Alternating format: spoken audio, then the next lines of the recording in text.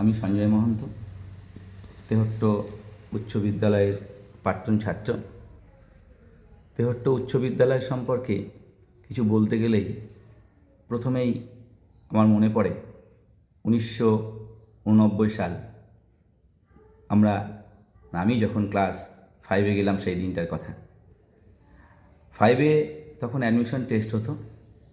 টেস্টের রেজাল্ট বের হচ্ছে, আমরা অধীর আগ্রহে বসে আছি। রেজাল্ট পেলাম, স্কুলে গেলাম। তারপর থেকে তেহট্ট হাই স্কুলের অনেক ঘটনাই আমার মনে পড়ে। স্কুলের আমাদের স্কুলটা আমাদের প্রাণের স্কুল, আমাদের গর্বের স্কুল। আর স্কুল সম্পর্কে বলতে গেলে কিছু শিক্ষক মহাশয়, কিছু শিক্ষিকা, যাদের কথা না বললেই নয়। আমার মনে পড়ে গণেশবাবুর কথা বিশেষ করে। আমি গণেশবাবুকে দেখতাম একদম এত পাঞ্চুয়াল। 10:30টার ভেতরে স্কুলে উনি চলে আসতেন, আমরা তারপরে যেতাম। একদিন প্রচণ্ড বৃষ্টি তেহট্টে, আমরা 3-4 জন ছাত্র ভিজে যাচ্ছি, গিয়ে দেখছি কিন্তু গণেশবাবু চলে এসছে। তারপর গণেশ বলছে, তোরা এই বৃষ্টিতে চলে আসলি? আমরা, স্যার আপনি আসলেন, আমরা আসবো না তাই হয়? আমরা সেই গণেশবাবুর কথা কোনোদিনই ভুলতে পারবো না। প্রার্থনা যখন আমরা এখন যেহেতু একটা স্কুলে চাকরি করি, প্রার্থনা করতে গেলেই গণেশবাবুর কথা মনে পড়ে। প্রার্থনার সময় প্রতিদিন গণেশবাবু একজন করে মনীষীর বাণী বলতেন। আমরা ভাবতাম কত মনীষীর বাণী গণেশবাবুর এত নখদর্পণে। এই কথাগুলো আমরা কোনোদিনই ভুলব না। আমাদের জীবনের শেষ মুহূর্ত পর্যন্ত ওদের কথা বলতে পারবো না। সমীর দত্ত আমার খুবই কাছের একজন শিক্ষক ছিলেন। আমার ছোট্ট একটা মনে পড়ে, ক্লাস 8-এ তখন ইতিহাসের একটা ক্লাস ছিল। সমীরবাবু পড়াচ্ছেন, ক্রুসেডের উপর একটা কোশ্চেন আমাকে করেছিল। আমি বলেছি, উত্তরটাও দিয়েছি, বললো বস। তারপর আর একটা কোশ্চেন কজনকে জিজ্ঞাসা করলো, অনেকেই পারিনি। আমাকে বললো তুই বল। আমিও পারলাম না, বলে সবাই বস। সঞ্জয় দিকে আমি কাছে গেলাম। আমি বললো সারাদিন ক্যারাম খেলা সৃষ্টির বাড়িতে কি তুই ক্যারাম খেলিস? বেধরম মার। সেদিনের মার আমাকে সত্যি কথায় অনেক কিছু শিখেছে, যে ঠিক সময়ে ঠিক কাজ করতে হবে। সুনীলবাবুর কাছ থেকে আমরা শিখেছি। তারপর অভয়বাবু আমাদের এই পেটে হাত দিয়ে কী খেয়ে এসেছিস, এটা অভয়বাবুকে ক্লাসে গেলে জিজ্ঞাসা করতেই হবে 2-4 জনকে। এগুলো হয়। আমরা যদি গৌতমবাবুর কথা বলি, এই সমস্ত কথা বলতে গেলে গৌতমবাবুর কথা না বললে হয় না। মাঠ গৌতমবাবুর যেমন প্রাণ ছিল।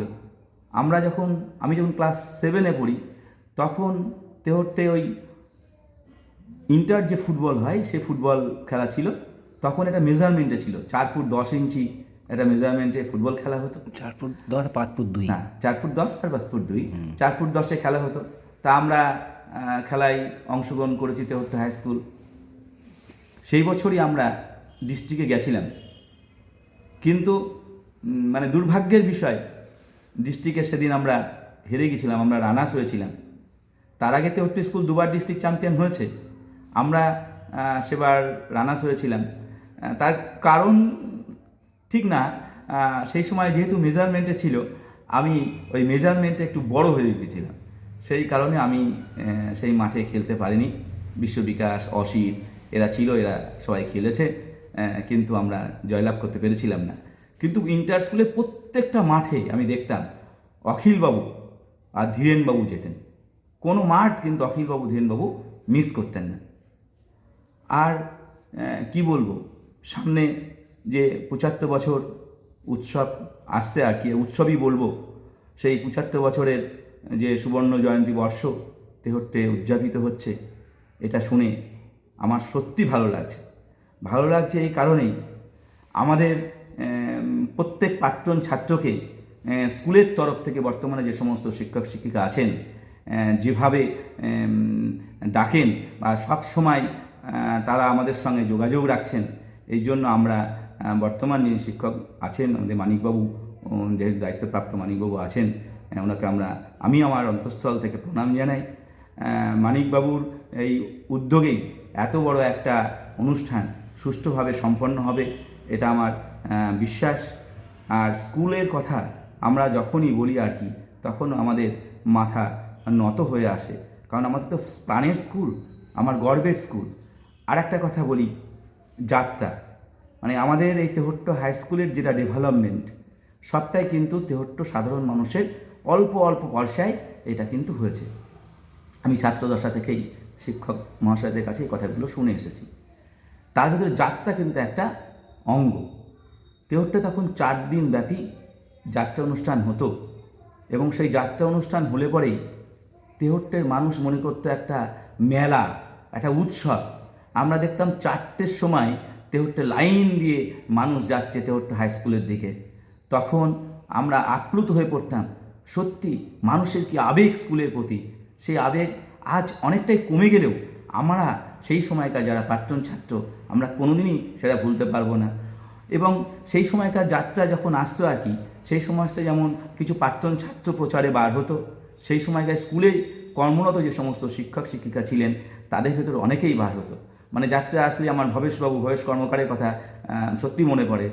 ভবেশ কর্মকারবাবু যেভাবে প্রচারে যেতেন এবং বিভিন্ন জায়গায় বসে বসে তিনি যখন বলতেন মাইকে, দূর থেকে অনেকে মনে করতো এখানে কি যাত্রা শুরু হয়েছে, সবাই ছুটে আসতে ভবেশবাবুকে দেখার জন্য।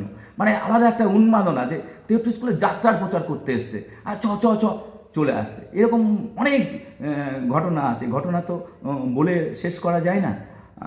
তাই বলি, আপনারা সবাই তেহট্ট স্কুলের 75 বছর পূর্তিতে আসুন, সুষ্ঠুভাবে যাতে এই অনুষ্ঠানটা সম্পন্ন হয়, তার জন্য প্রত্যেককে আন্তরিকভাবে এগিয়ে আসতে হবে, তাহলেই আমাদের এই অনুষ্ঠান সফল হবে। এটা আমাদের নিজেদের অনুষ্ঠান, আমাদের যেহেতু প্রাণের স্কুল, তাই আমি বলবো আপনারা সবাই এগিয়ে আসুন। কোনোভাবেই উৎসব যাতে কোনো রকম খারাপ জায়গায় না হয়, একটা ভালো মাত্রা জায়গায় পৌঁছাতে পারে, এই কথা বলে। এবং স্কুল বলতে গেলেই তো আমরা তেহট্ট হাই স্কুলের কথা যখন আমার মনে আসে তখনই আমাদের মাথা নত হয়ে আসে। এই বলেই আমি সকলকে ধন্যবাদ জানিয়ে আমার কথা শেষ করলাম।